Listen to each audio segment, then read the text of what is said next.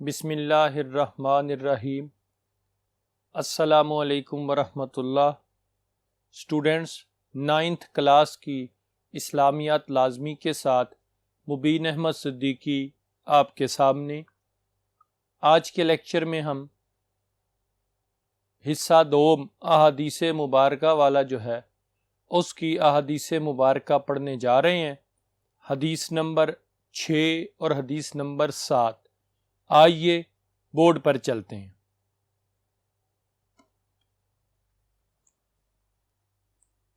Students, board پر دیکھیے گا، حصہ دوم احادیث مبارکہ اور حدیث نمبر 6 پڑھنے جا رہے ہیں۔ نبی کریم صلی اللہ تعالی علیہ وآلہ وسلم نے ارشاد فرمایا، من احب للہ، جس نے اللہ کے لیے محبت کی، وَأَبْغَضَ لِلَّهِ، اور اللہ کے لیے بغض رکھا، وَآتَى لِلَّهِ، اور اللہ کی رضا کے لیے عطا کیا، وَمَنَعَ لِلَّهِ، اور اللہ کے لیے روکا، فَقَدِ اسْتَكْمَلَ الْإِيمَانَ، تو اس نے ایمان مکمل کر لیا۔ دوبارہ دیکھیے گا، جس نے اللہ کے لیے محبت کی اور اللہ کے لیے بغض رکھا یعنی نفرت کی، اور اللہ کی رضا کے لیے عطا کیا اور اللہ کے لیے روکا، تو اس نے ایمان مکمل کر لیا۔ یہ نبی کریم صلی اللہ تعالی علیہ وآلہ وسلم کا فرمان ہے۔ اللہ تعالیٰ انسان پر بہت مہربان ہے۔ اسی رب تعالیٰ نے انسان کو پیدا فرمایا، انسان کو بنایا، انسان کو تخلیق فرمایا۔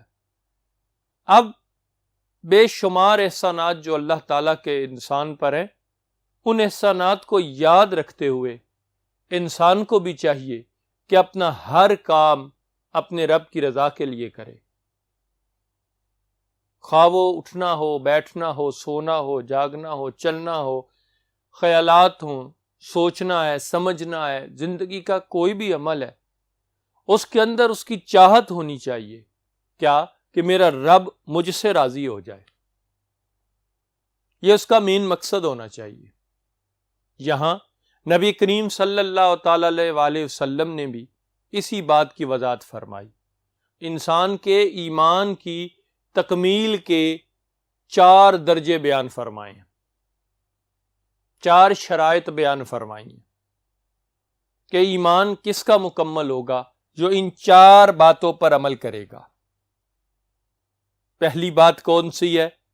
دیکھتے ہیں، جس نے اللہ کے لیے محبت کی۔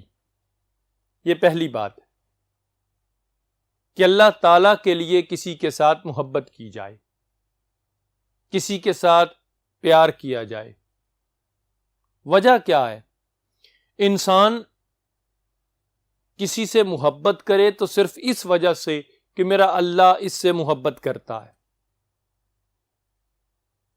اس وجہ سے کہ اللہ تعالیٰ اس بندے سے راضی ہے۔ انسان کی محبتوں کا مرکز اللہ کی ذات ہونی چاہیے۔ جس طرح انسان والدین کا ادب کرتا ہے، احترام کرتا ہے، ان سے محبت کرتا ہے، وجہ کیا؟ کہ میرے اللہ نے حکم دیا ہے اور اللہ اس بات سے راضی ہے۔ جب محبت کرنی ہے اللہ کے لیے۔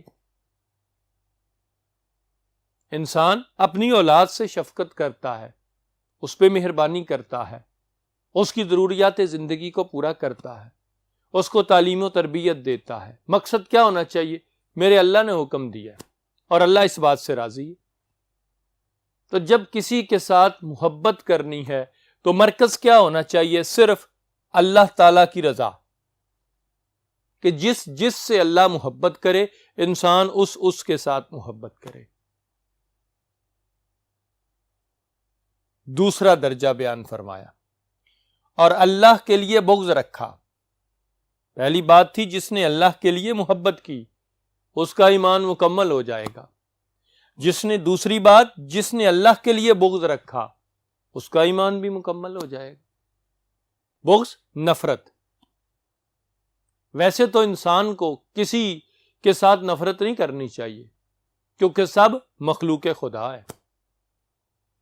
ایک خاتون ہے، اس خاتون کی بخشش صرف اس وجہ سے ہوئی ہے کہ اس خاتون نے ایک پیاس سے کتے کو پانی پلایا جو پیاس سے مر رہا تھا۔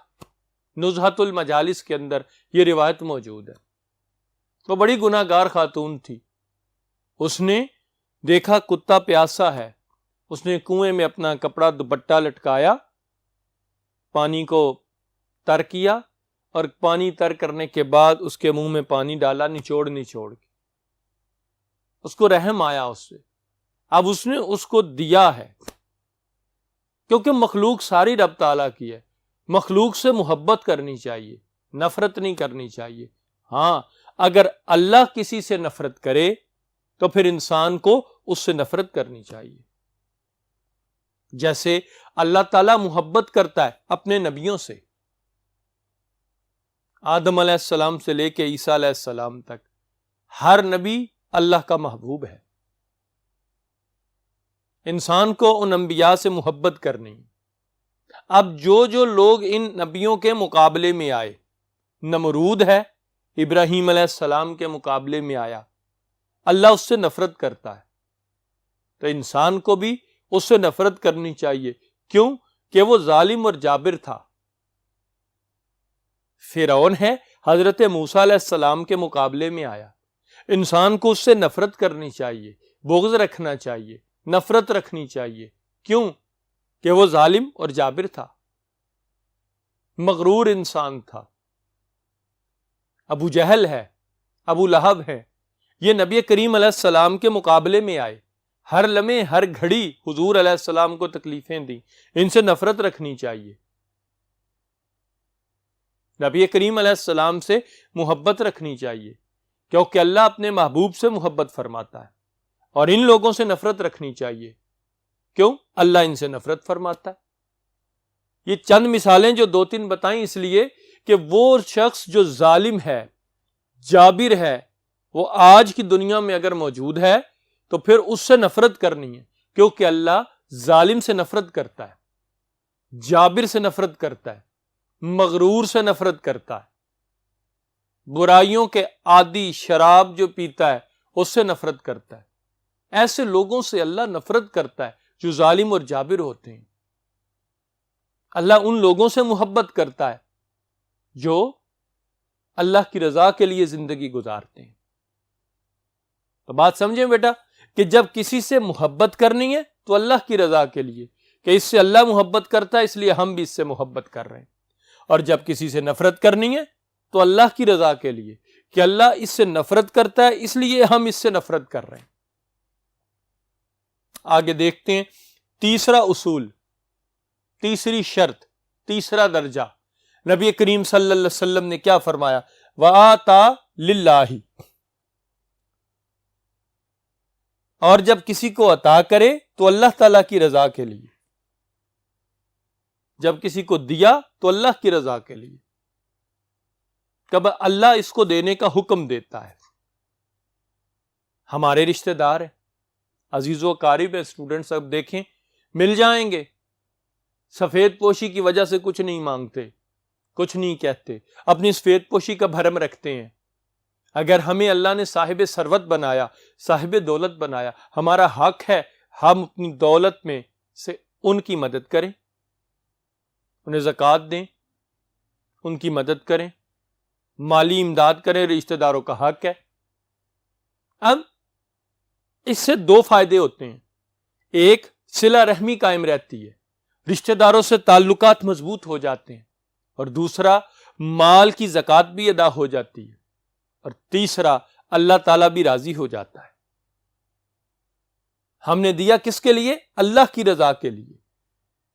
سب سے بہتر صدقہ اپنے رشتہ داروں پہ خرچ کیا جائے، یہ نہیں لوگوں کی انسان مدد کرتا رہے اور گھر والے بیچارے ترستے رہے، نہیں، بڑے بڑے جا کے مجالس کے اندر عطیات دے رہا ہے، گھر والوں کی ضروریات زندگی پورا نہیں کر رہا، نہیں، اگر کسی کو دینا ہے تو اللہ کی رضا کے لیے،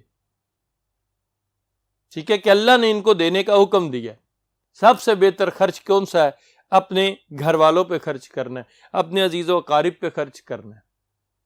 اس کے بعد محتاجوں پہ، غرباء اور مساکین پر خرچ کرنا ہے، جو حقیقی غرباء بھی ہیں، مساکین بھی ہیں، جن کی مدد کرنے کا اللہ تعالیٰ نے انسان کو حکم دیا، انسان ان کی مدد کرے۔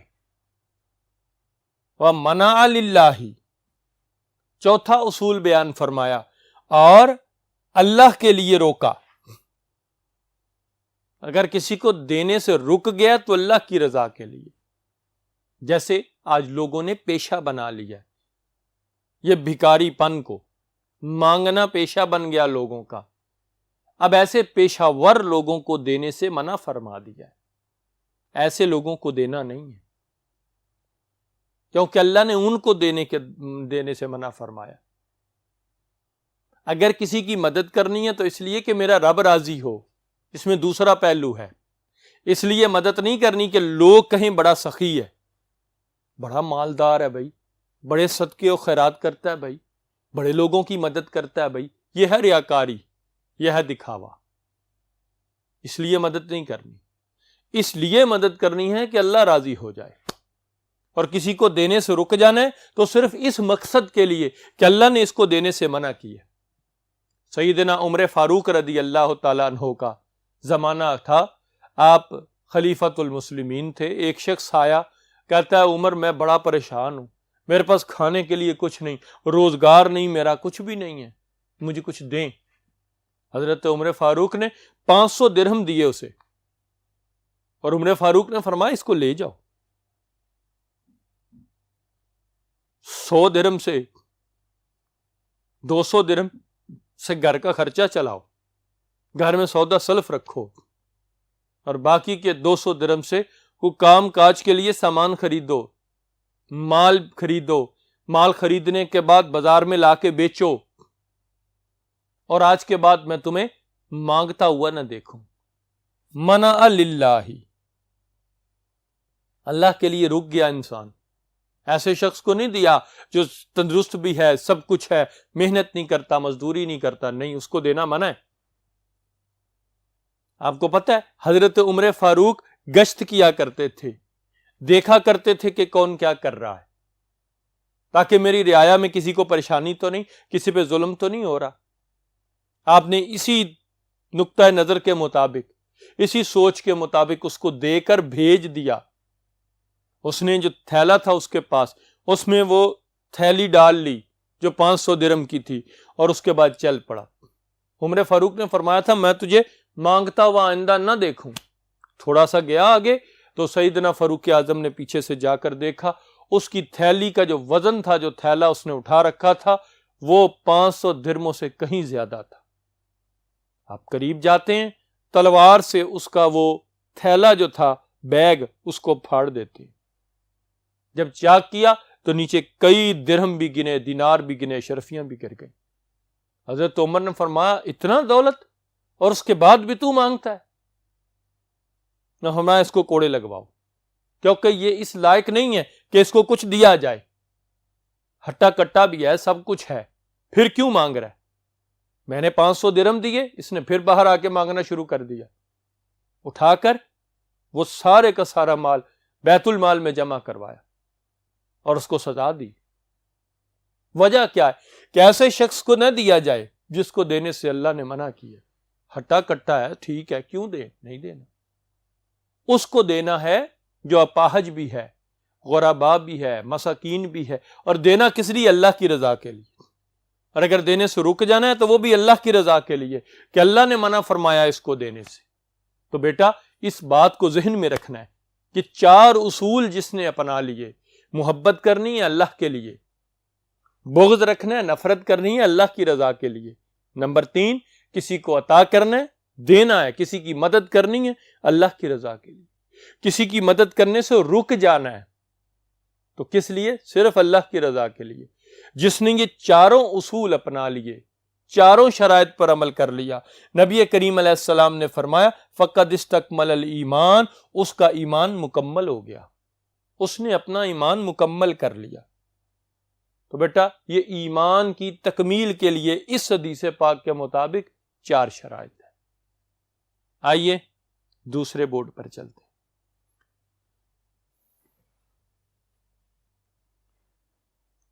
اسٹوڈنٹس اگر ہم دیکھتے ہیں تو حدیث نمبر 7 ہمارے سامنے، بورڈ پر دیکھیے گا، لیس منا من لم یرحم صغیرنا ولم یعقر کبیرنا، وہ ہم میں سے نہیں، من لم یرحم صغیرنا، جو ہمارے چھوٹوں پر رحم نہیں کرے، ولم یعقر کبیرنا، اور ہمارے بڑوں کا احترام نہ کرے۔ بیٹا بہت ضروری بات ہے یہ، نبی کریم علیہ الصلوۃ والسلام کا ایک ایک ارشاد انسان کے لیے رہنمائی کا، مکمل رہنمائی کا درجہ رکھتا ہے۔ اس حدیث پاک میں انسان کی حالت کو بیان فرما دیا کہ اس کا ہم سے تعلق ہی کوئی نہیں۔ کس سے؟ کس کا تعلق ہم سے نہیں؟ جو ہمارے چھوٹوں پر رحم نہ کرے، چھوٹوں پر شفقت کرنا، چھوٹوں کے ساتھ محبت کرنا، چھوٹوں کو پیار کرنا، یہ نبی کریم صلی اللہ تعالی وسلم کی سنت ہے، حضور علیہ السلام کا طریقہ ہے۔ آپ نے پڑھا ہوگا، ہم نے لیکچرز میں یہ بات کی تھی، پچھلی کلاسز میں بھی یہ بات ہوئی تھی بکس کے اندر، کہ نبی کریم صلی اللہ تعالی علیہ وسلم بچوں سے بہت پیار فرماتے تھے۔ حضرت امام حسن کو ایک مرتبہ نبی کریم علیہ السلام بوسہ دے رہے تھے، پیار فرما رہے تھے۔ ایک شخص پاس تھا، اقرا بن حابس تمیمی اس کا نام تھا، اس نے کہا میرے 10 بچے ہیں، میں تو کسی کو اس طرح پیار نہیں کرتا، آپ اس طریقے سے پیار فرما رہے ہیں۔ نبی کریم صلی اللہ علیہ وسلم نے ارشاد فرمایا اگر تمہارے دل سے اللہ نے رحمت کو نکال دیا تو میں کیا کر سکتا ہوں؟ یعنی تمہارے دل میں چھوٹوں پہ رحم کرنے کا جذبہ ہی موجود نہیں تو ہم کیا کر سکتے ہیں؟ یہ ہے چھوٹوں سے محبت، یہ ہے چھوٹوں سے پیار۔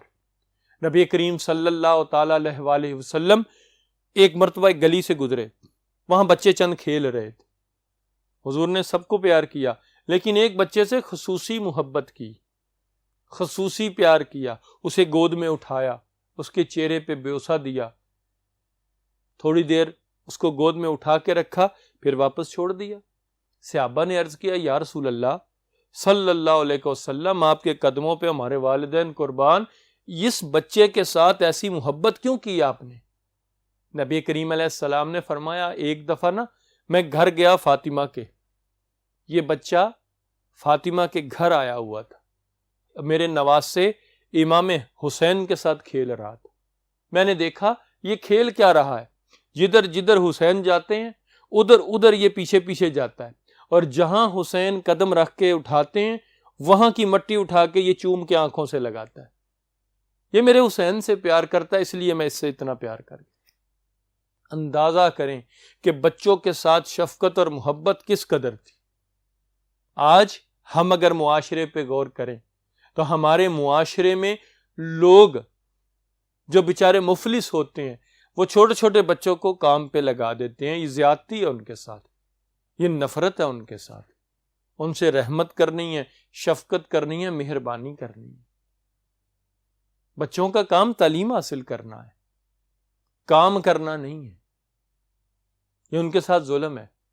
ذرا غور کریں اس حدیث پاک پر، چھوٹوں پر شفقت کرنی ہے، اور جہاں پہ کام کرتے ہیں ان کے وہ استاد جن کے پاس وہ کام کرنے جاتے ہیں وہ کس طرح ان کے ساتھ ٹریٹ کرتے ہیں آپ نے دیکھا ہوگا اسٹوڈنٹس۔ اس وجہ سے امر ذرا غور طلب ہے۔ اس کے بعد وَلَمْ يُعَقِّرْ كَبِيرَنَا، دوسری بات، جو ہمارے بڑوں کا احترام نہیں کرتا، بڑوں کا ادب نہیں کرتا، وہ بھی ہم میں سے نہیں ہے۔ اب ذرا غور کریں نا کہ بڑے کا ادب کرنا یہ لازمی ہے، ہر اس شخص سے ادب سے پیش آنا چاہیے جو آپ سے بڑا ہے۔ والدین کا احترام لازمی ہے، والدین کے جو بھائی بہن ہیں، چچا ہیں، پھپھو ہیں، چچی ہیں، ماموں ہیں، خالہ ہیں وغیرہ، یہ سارے رشتے ان کے احترام لازمی ہے۔ عام طور پر یارانہ بڑا ہوتا ہے کزنوں کے درمیان، تو میرے چچا کا بیٹا ہے بھائی، حالانکہ وہ 3 سال بڑا ہوتا ہے اور یارانہ چل رہا ہوتا ہے، نہیں، اس کا احترام لازم ہے۔ اس فرمان کے مطابق ادب کریں، ہر اس شخص کا ادب کریں جو آپ سے ایک دن بھی بڑا، بیٹا کیوں کہ وہ آپ کے مقابلے میں دور رسالت سے جب حضور تشریف فرما تھے ایک دن زیادہ قریب ہے، یہ سوچ رکھیں۔ ہمارے اسٹوڈنٹس آج کل 9th اور 10th کلاس میں پہنچ جاتے ہیں، فرسٹ ایئر سیکنڈ ایئر میں آ جاتے ہیں۔ ہمارا رویہ کیا ہوتا ہے اسٹوڈنٹس کا کہ اگر کوئی استاد آیا ہے پڑھانے کے لیے، ٹیچر آئے پڑھانے کے لیے، اس کا نام ڈالا ہوتا ہے اسٹوڈنٹس نے، یہ بے ادبی ہے۔ ذرا غور کرنا ہے، بڑوں کا بیٹا جہاں یہاں چھوٹوں پہ رحمت ہے وہاں یہ بڑوں کا ادب بھی ہے۔ اس بات کو ترک کرنا ہے، چھوڑ دینا ہے۔ کیوں کہ انسان سیکھتا کس چیز سے ہے؟ بیٹا ادب سے سیکھتا ہے۔ جو آپ سے بڑے ہیں سب سے ادب سے احترام سے پیش آنا ہے، خواہ وہ کوئی بھی فرد ہے۔ آپ نے نبی کریم علیہ السلام کا اسوہ نہیں دیکھا، طریقہ نہیں دیکھا، عمل نہیں دیکھا؟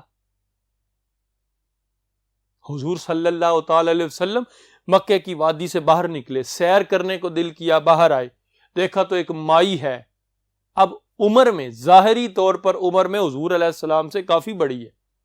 نبی کریم علیہ السلام نے پوچھا اماں خیر تو ہے؟ گٹھڑی تو نے بنائی ہوئی ہے، اس گٹھڑی کے اندر سامان لے کے بیٹھ گئی، کہنے لگی بیٹا میں نے یہ علاقہ چھوڑ کر جانا ہے، اور مقصد یہ ہے انتظار کر رہی ہوں، گٹھڑی وزنی ہے، کوئی اٹھانے والا مل جائے تو مجھے کسی اور بستی میں چھوڑ آئے۔